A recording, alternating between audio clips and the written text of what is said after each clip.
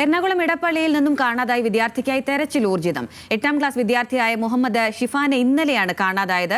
സ്കൂളിൽ രാവിലെ പരീക്ഷയ്ക്കെത്തിയ കുട്ടി തിരികെ വീട്ടിലെത്താതായതോടെയാണ് രക്ഷിതാക്കൾ പരാതിയുമായി എത്തിയത്. ഷീന മാർട്ടിനുണ്ട് വിവരങ്ങളുമായി. ഷീന, ഈ അന്വേഷണം എവിടം വരെയായി? എന്തെങ്കിലും സൂചനകൾ ലഭിക്കുന്നുണ്ടോ? CCTV-കൾ കേന്ദ്രീകരിച്ചായിരുന്നു പോലീസിന്റെ അന്വേഷണം പുരോഗമിച്ചുകൊണ്ടിരുന്നത്. നിലവിൽ CCTV-കൾ, നഗരത്തിലെ CCTV-കളും അതേപോലെ തന്നെ വാഴക്കാല ബസ് സ്റ്റാൻഡിലെ CCTV-കളും കുട്ടി കയറി എന്ന് കരുതപ്പെടുന്ന ബസ്സിലെ CCTV-യും കേന്ദ്രീകരിച്ചായിരുന്നു പോലീസിന്റെ അന്വേഷണം രാത്രി മുഴുവനും നീണ്ടത്.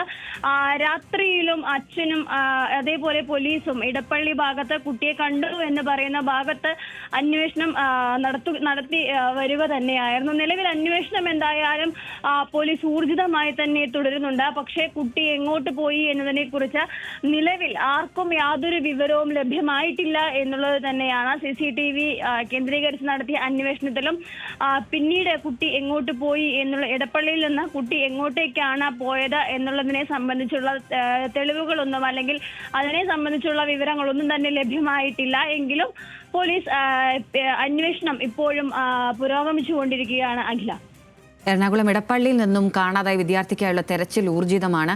8ാം ക്ലാസ് വിദ്യാർത്ഥിയായ മുഹമ്മദ് ഷിഫാനെ ഇന്നലെയാണ് കാണാതായത്. അതുമായി ബന്ധപ്പെട്ട വിവരങ്ങളാണ് ഷീന മാർട്ടിൻ നൽകിയത്.